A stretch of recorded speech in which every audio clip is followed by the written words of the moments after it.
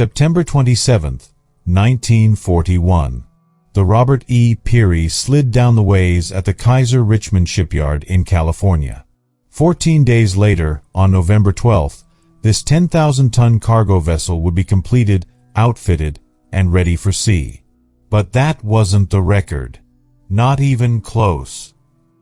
2 years later, that same shipyard would assemble an entire Liberty ship, keel to launch, in just 4 days and 15 hours. The Japanese Imperial Navy, which had spent decades building one of the most formidable fleets in history, couldn't comprehend what they were witnessing. Their intelligence officers reported the numbers back to Tokyo, and their admirals dismissed the reports as Allied propaganda. It had to be impossible. But it wasn't propaganda. It was American industrial might unleashed on a scale the world had never seen. The Liberty ship program represents one of the most extraordinary manufacturing achievements in human history. Between 1941 and 1945, American shipyards produced 2,710 of these vessels, an average of 18 ships launched every single week for 4 years straight. To understand why this mattered, you need to understand what was happening in the Atlantic Ocean in 1941. German U-boats were winning. Every month, hundreds of thousands of tons of Allied shipping disappeared beneath the waves. Merchant mariners faced worse odds than almost any military service. 1 in 26 would die at sea, their ships torpedoed, bombed, or mined. The Allies were losing the tonnage war, and if they couldn't reverse that equation, Britain would starve and the Soviet Union would collapse. The mathematics were brutal. The Germans were sinking ships faster than the Allies could build them using traditional methods. A standard cargo vessel took nearly a year to construct in a conventional shipyard. The enemy only needed minutes to destroy it. Something had to change, and that something was a radical reimagining of how ships could be built. This is the story of how American welders, many of whom had never seen an ocean before Pearl Harbor, revolutionized naval construction and turned the tide of the Second World War. It's a story of innovation born from desperation, of ordinary workers achieving the impossible, and of an industrial mobilization so vast that it redefined what a democracy could accomplish when survival was at stake. The problem facing America in 1941 was staggering in scope. Britain desperately needed supplies: food, fuel, ammunition, aircraft, tanks, trucks, everything required to sustain a nation under siege. The Soviet Union, reeling from Operation Barbarossa, faced similar shortages. But supplies sitting in American warehouses did nothing to stop Hitler. Those goods had to cross 3,000 miles of submarine-infested Atlantic waters. Traditional shipbuilding couldn't meet the demand. The entire American maritime industry in 1941 could produce perhaps 50 cargo ships per year using conventional techniques. Each vessel required skilled riveters who spent months carefully joining steel plates with thousands of individual rivets. The craftsmanship was beautiful, the ships were strong, but the process was agonizingly slow. Enter Henry J. Kaiser, a man who knew absolutely nothing about ships. Kaiser was a construction magnate who had built dams, highways, and the foundation of the Hoover Dam. When the government approached traditional shipbuilders about mass-producing cargo vessels, they laughed at the proposed timelines. Kaiser didn't laugh. He didn't know enough about shipbuilding to understand why the timelines were impossible, which turned out to be his greatest advantage. Kaiser looked at ship construction with fresh eyes. He saw an assembly problem, not a craftsmanship challenge. He recognized that welding, still a relatively new technology in maritime construction, could replace riveting. Instead of 10,000 individual rivets per section, a welder could join plates with continuous seams. Instead of building ships from the keel up in sequential stages, prefabricated sections could be assembled simultaneously across multiple locations. The British had already designed the basic vessel, a simple, sturdy cargo ship based on an 1879 British tramp steamer design. The ship was never meant to be beautiful or fast. It was meant to be functional, mass-producible, and cheap. At 441 feet long and 57 feet wide, it could carry over 9,000 tons of cargo at 11 knots. Sailors would call them ugly ducklings. German submariners would call them something less polite. But beauty didn't matter. Volume mattered. Kaiser's vision required transforming American industrial production. He needed shipyards where none existed. He needed workers by the tens of thousands. He needed to convince skeptical maritime authorities that welding was safe, that prefabrication would work, and that people who had never built ships before could somehow build them faster than the most experienced yards in the world. The skeptics were everywhere. The Maritime Commission worried about structural integrity. Naval architects questioned whether welded ships could withstand North Atlantic storms. Traditional shipbuilders resented the intrusion of an outsider who was proposing to overturn centuries of maritime tradition. Kaiser's answer was characteristically bold. He would build the shipyards first, then figure out how to build the ships. Within months, entirely new shipyards rose along the West Coast. Richmond, California, a small town of 20,000, would soon house 4 massive shipyards employing nearly 100,000 workers. Portland, Oregon, saw similar expansion. These weren't traditional maritime facilities. They were industrial assembly plants that happened to produce ships. The workforce was unlike anything the maritime industry had ever seen. Women who had been secretaries and homemakers became welders. African Americans, largely excluded from skilled industrial work before the war, found opportunity in the shipyards. Farmers from Oklahoma and Arkansas migrated west for jobs that paid 3 times what they'd earned before.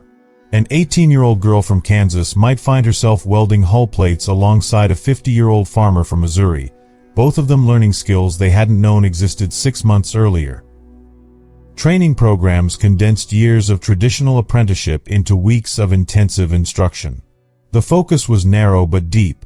You didn't need to understand every aspect of shipbuilding, just your specific task performed to exacting standards. Welders learned to make perfect seams. Crane operators learned to position massive prefabricated sections with inch-perfect precision. Electricians learned to wire vessels quickly using standardized layouts. The first Liberty ships took months to complete. The process was unfamiliar, the coordination chaotic, the learning curve steep. But Kaiser had imported techniques from his construction projects: careful planning, workflow optimization, and relentless attention to eliminating bottlenecks. Every ship was a learning opportunity. Every delay was analyzed and corrected. By early 1942, construction times were dropping dramatically. 6 months became 3 months. 3 months became 6 weeks.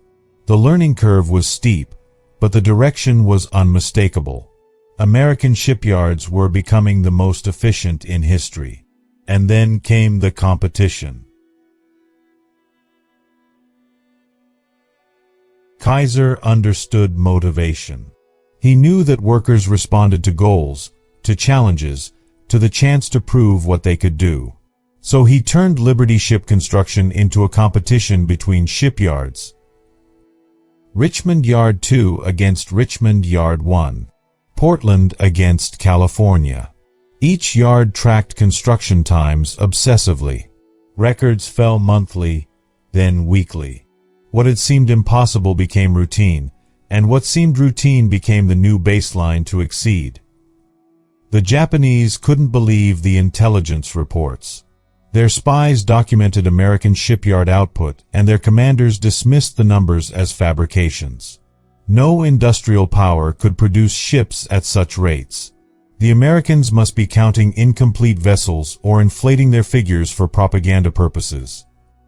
But the ships kept coming.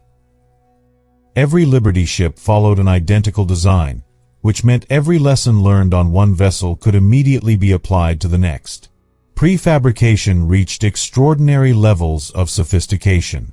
Engine rooms were assembled complete on the ground, then lifted into position.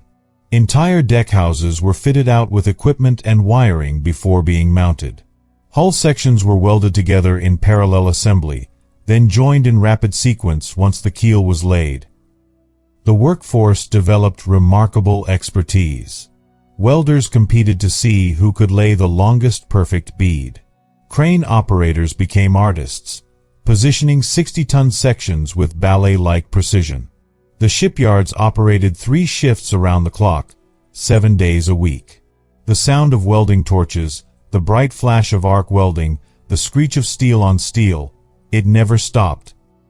In November 1942, Richmond Yard 2 set an astonishing record. They assembled the Robert E. Peary from keel laying to launch in just 4 days and 15.5 hours. The ship was completed, outfitted, and operational within another week. 10 days from keel to sea trials. It was a publicity stunt, carefully planned to demonstrate American industrial capacity, but it was also a genuine, seaworthy vessel that would go on to serve throughout the war. The record was never meant to be the standard production pace. It required extraordinary preparation, prepositioning of every component, and a carefully choreographed assembly sequence. Normal production times averaged about 42 days from keel laying to launch by 1943. But even that normal pace was revolutionary. Traditional shipyards still needed 8 to 12 months for comparable vessels. The human cost of this achievement is often overlooked. Shipyard work was dangerous. Welders worked at dizzying heights on scaffolding that swayed in the wind. Crane operations involved massive weights swinging through crowded spaces. Acetylene torches and electrical equipment created constant fire hazards. Workers died in industrial accidents, falls, crushing injuries, explosions, fires. The urgency of wartime production sometimes led to shortcuts that would never have been tolerated in peacetime. Women made up a significant portion of the workforce, and they faced dual challenges. They had to prove they could handle physically demanding work in a male-dominated environment, and they had to maintain the same production pace as everyone else. Many excelled. Wendy the welder became an iconic figure, though her real-life counterparts often faced discrimination, harassment, and unequal pay even as they performed identical work. The African-American workforce faced similar challenges. Shipyards offered better opportunities than most industries, but segregation persisted. Black workers often received the dirtiest, most dangerous assignments. They were excluded from certain unions and rarely advanced to supervisory positions. Yet they showed up, did the work, and contributed to the miracle of production that was unfolding. The pace was relentless. Kaiser pushed constantly for greater efficiency, faster turnaround, higher output.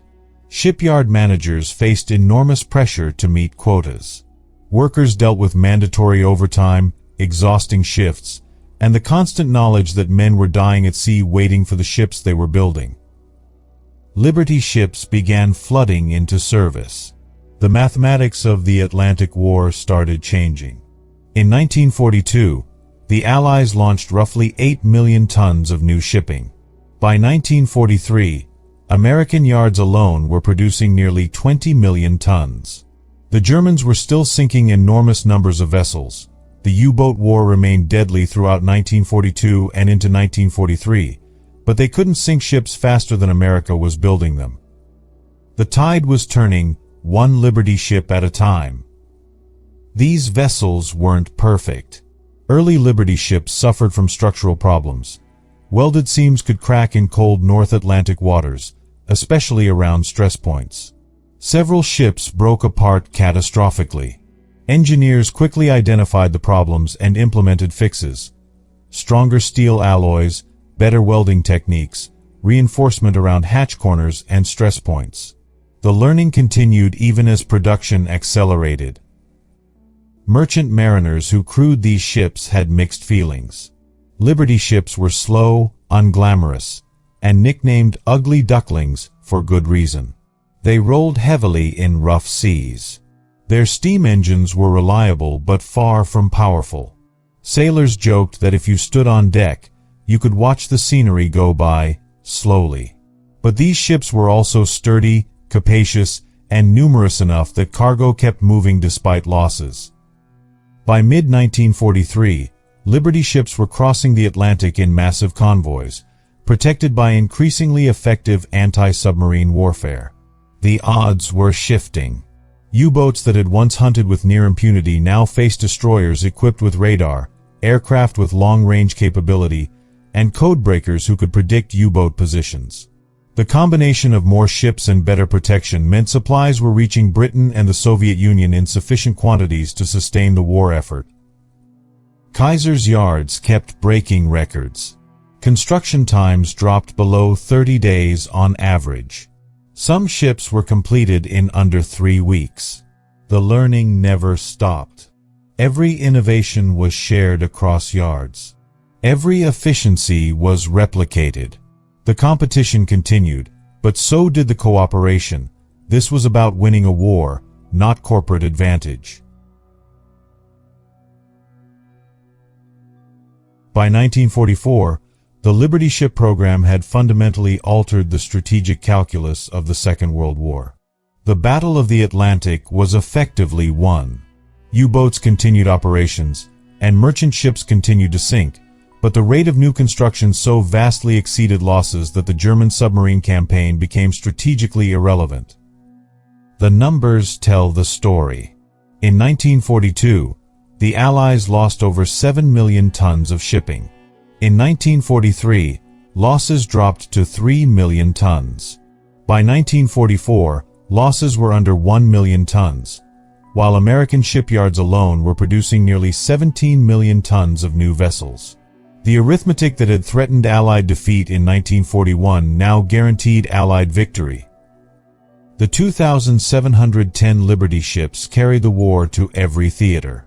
They transported the men and material for Operation Torch in North Africa. They supplied the invasion of Sicily and Italy. They formed the backbone of the merchant fleet that supported D-Day, delivering thousands of tons of supplies to Normandy beaches. In the Pacific, Liberty ships moved troops, ammunition, food, and fuel across vast ocean distances, sustaining the island-hopping campaign that drove toward Japan. These vessels adapted to countless roles beyond simple cargo transport. Some became repair ships, floating workshops that could service damaged vessels at forward bases. Others became aviation transports, carrying disassembled aircraft to combat zones. Some were converted to colliers, tankers, or troop transports. A few became expendable block ships, deliberately sunk to create breakwaters for invasion beaches. The program's impact extended far beyond the ships themselves.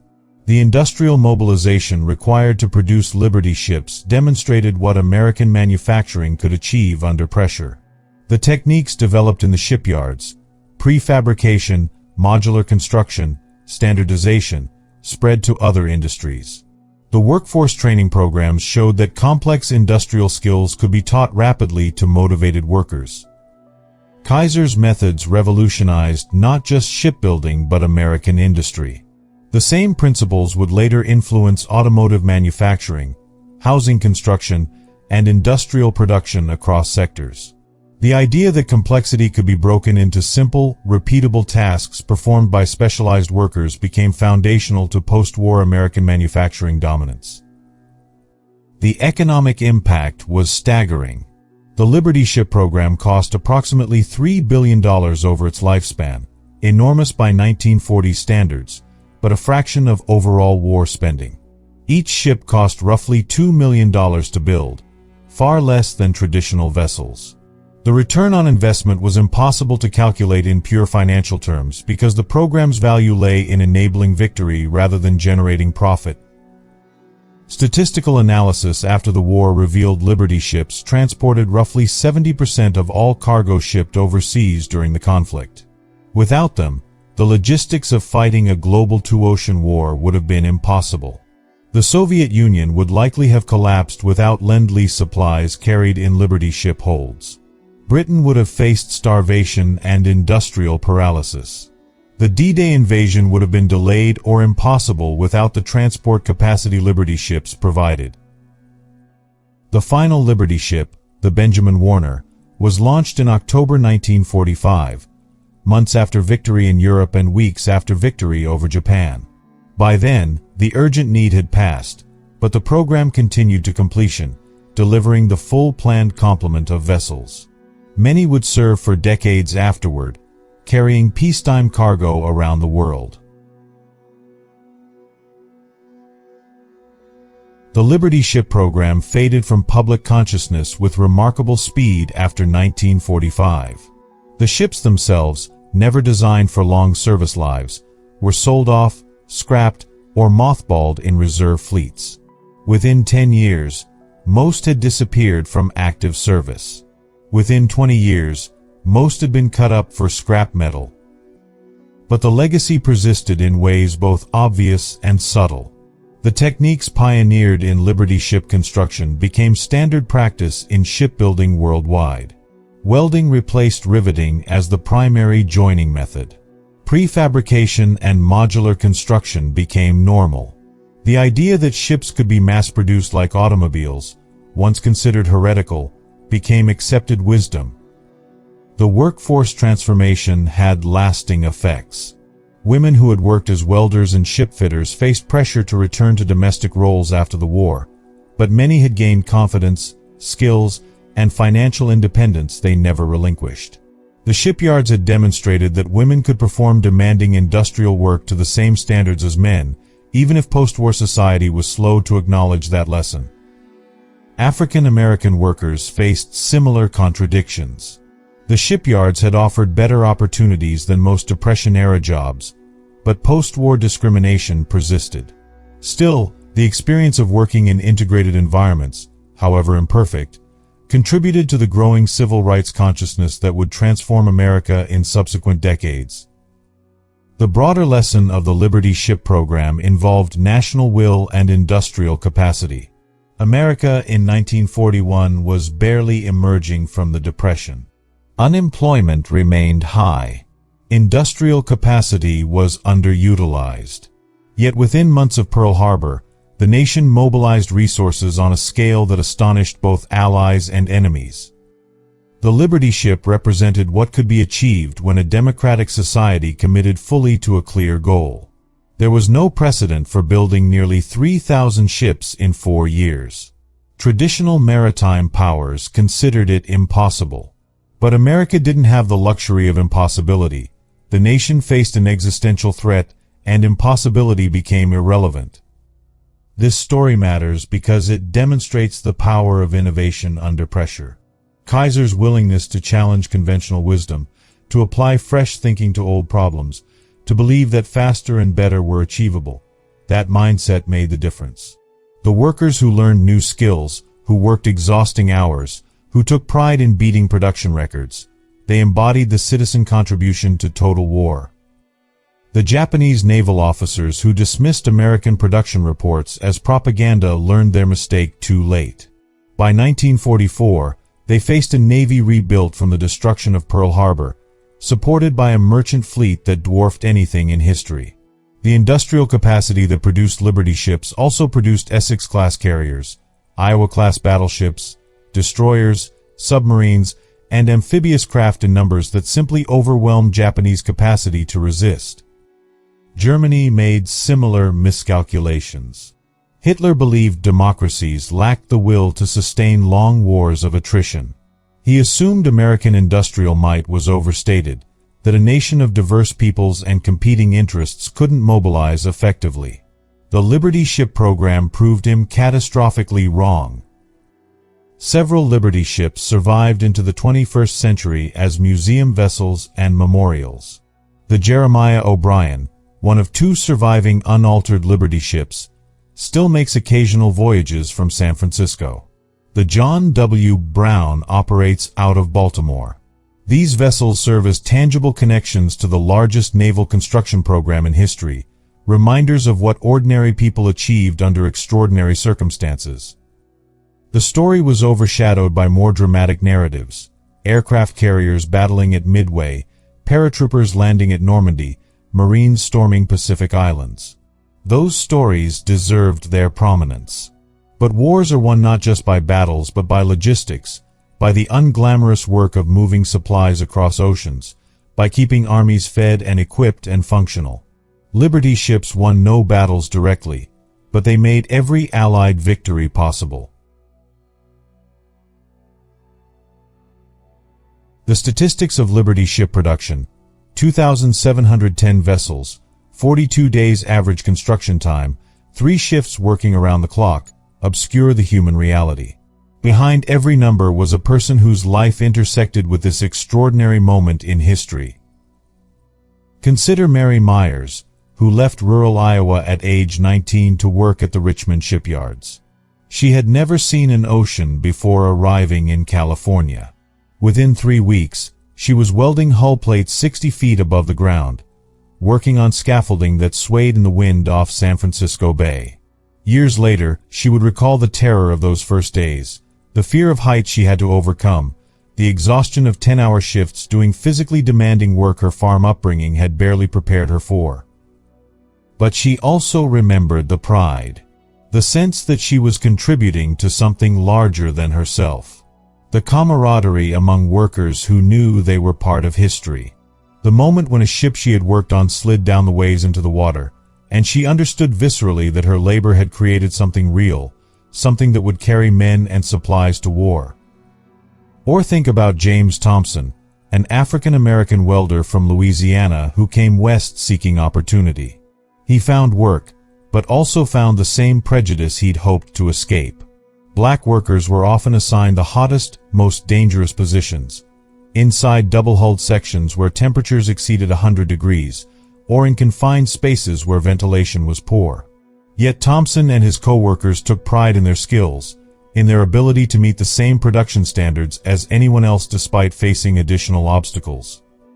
Thompson later described watching Liberty ships leave for the Pacific, wondering if his welding would hold, if the seams he'd created would keep water out and keep men alive. That responsibility weighed on every shipyard worker. Their work wasn't abstract. Lives depended on the quality of their labor. The merchant mariners who crewed Liberty ships faced different challenges. These men knew the statistics. Merchant marine casualties ran higher than any military service except the Marine Corps. U-boat torpedoes gave little warning. A ship could be steaming peacefully one moment and sinking beneath freezing Atlantic waters the next, with crew members scrambling for lifeboats that might not launch in time. Captain Raymond Hodges commanded multiple Liberty ships during the war. He later recalled the peculiar psychology of crossing the Atlantic knowing that hundreds of ships had already been sunk along the same routes. You couldn't dwell on fear or you'd be paralyzed. Instead, you focused on immediate tasks: maintaining station in convoy, watching for periscopes, drilling the crew on emergency procedures. Hodges remembered the ship he lost in 1943, torpedoed 300 miles off Iceland. The explosion tore open the engine room, killing 2 men instantly. The ship settled rapidly, listing to starboard. Hodges gave the order to abandon ship, watching as crew members launched lifeboats in heavy seas. They spent 14 hours in open boats before a destroyer picked them up, half frozen, several suffering from hypothermia. Hodges never forgot the 2 men who went down with the ship, or the families he would later write to explaining how their loved ones died. But he also remembered receiving command of a new Liberty ship 2 months later, and taking her across the Atlantic successfully, and doing it again and again until the war ended. The work demanded continuation despite losses. The mission required pressing forward even when you'd seen the worst outcomes. Back in the shipyards, innovations came from unexpected sources. A welder named Lewis Reynolds figured out a technique for preheating steel plates in cold weather, dramatically reducing cracking problems. His solution involved simple heating elements positioned strategically around work areas. Nothing sophisticated, but it saved countless hours of rework and improved structural integrity. A crane operator named Dorothy Chen, one of the few Asian American women in the yards, developed a hand signal system that improved communication between crane operators and ground crews, reducing positioning time and improving safety. Her system was adopted across multiple shipyards. though she received little formal recognition. These small innovations, multiplied across thousands of workers, created the conditions for record-breaking production. The miracle wasn't just Kaiser's vision or management techniques. It was the collective ingenuity of ordinary people solving problems, improving processes, taking ownership of their work. Families made sacrifices too. Shipyard workers earned good wages by Depression-era standards, but the hours were brutal. Marriages strained under the pressure of 60-hour work weeks and rotating shifts. Children grew up with parents who were often exhausted, focused on the war effort in ways that left little energy for family life. Some marriages didn't survive the war. Some did, strengthened by shared sense of purpose. Some children understood years later the magnitude of what their parents had contributed. Others simply remembered absence, fatigue, the sense that something larger than family had claimed their parents' attention during those critical years. The liberation of Europe and the Pacific brought these vessels into contact with the human cost of war in direct ways. Liberty ships transported Holocaust survivors to Palestine after the war ended. They carried wounded soldiers home. They brought displaced persons to new lives in America and elsewhere. The same ships that had carried tanks and ammunition to destroy tyranny now carried people toward new beginnings. For the workers who built them, Liberty ships represented a moment when ordinary Americans did extraordinary things. They weren't soldiers, but they served. They weren't heroes in the traditional sense, but their contribution proved essential to victory.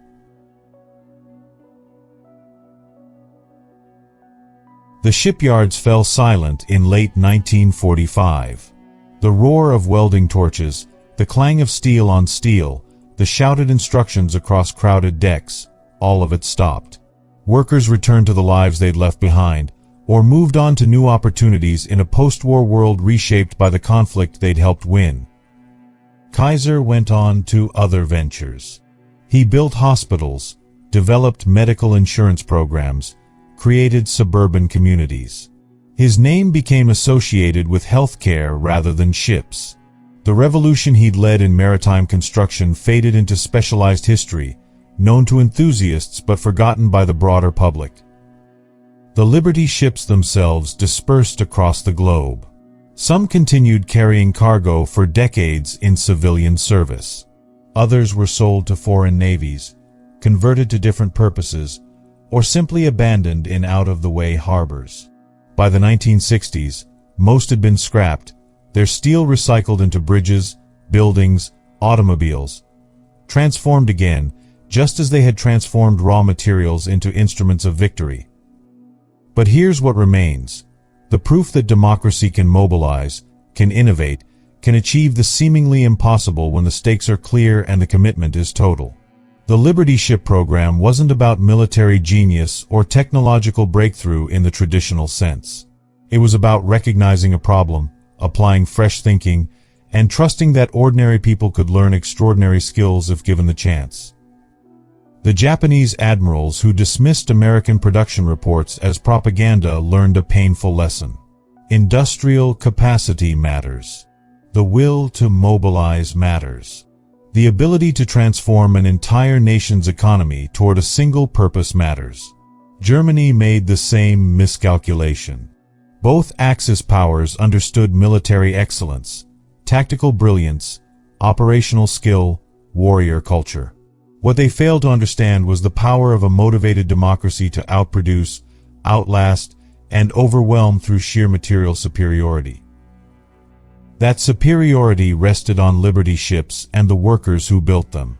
Every tank that rolled off Normandy beaches, every fighter that took off from Pacific Island runways, every wounded soldier who received medical care, every unit that maintained combat effectiveness through adequate supplies, all of it depended on cargo delivered in the holds of these unglamorous vessels. The 4-day construction record was never meant to be sustainable. It was a demonstration, a message to allies and enemies about what America could accomplish. The real miracle was the day after day, month after month production of ships at rates that transformed strategic calculations. 42 days from keel to launch, repeated nearly 3,000 times. That's the achievement that mattered. We remember the aircraft carriers, the battleships, the destroyers that fought the great naval battles. We should also remember the ugly ducklings that made those battles possible, that kept armies supplied and populations fed, that enabled victory through the unglamorous work of logistics. The men and women who built Liberty ships weren't looking for glory. They were doing jobs that paid better than anything they'd known during the Depression. They were contributing to a war effort they believed in. They were learning skills, earning wages, supporting families. That the sum of their individual efforts created something historically unprecedented, that's the American story in microcosm. Democracy mobilized proves formidable. Free people committed to a just cause prove nearly unstoppable. Industrial capacity leveraged for clear purpose proves decisive. These aren't abstract lessons. The Liberty Ship program demonstrated each principle conclusively. The last veterans of the shipyards are disappearing now, taking their memories with them. The last merchant mariners who sailed Liberty ships across U-boat-infested waters are nearly gone. Soon no living person will remember the sound of those shipyards at full production, the sight of multiple vessels under construction simultaneously, the organized chaos that produced miracles of manufacturing. But the story remains. It deserves remembering not for nostalgia but for instruction. It shows what's possible when necessity drives innovation, when ordinary people rise to extraordinary challenges, when a nation commits fully to a clear purpose. The Liberty ships won no headlines. They fought no famous battles. They embodied no cutting-edge technology. But they won the war as surely as any weapon system, any military formation, any strategic decision. They represent the unglamorous foundation of victory, logistics, industrial capacity, and the collective effort of thousands of workers who built the tools that made triumph possible. That's a story worth knowing. That's a legacy worth honoring. 4 days or 42, the Liberty ships proved that American industrial might, properly mobilized and directed, could achieve the impossible and alter the course of history.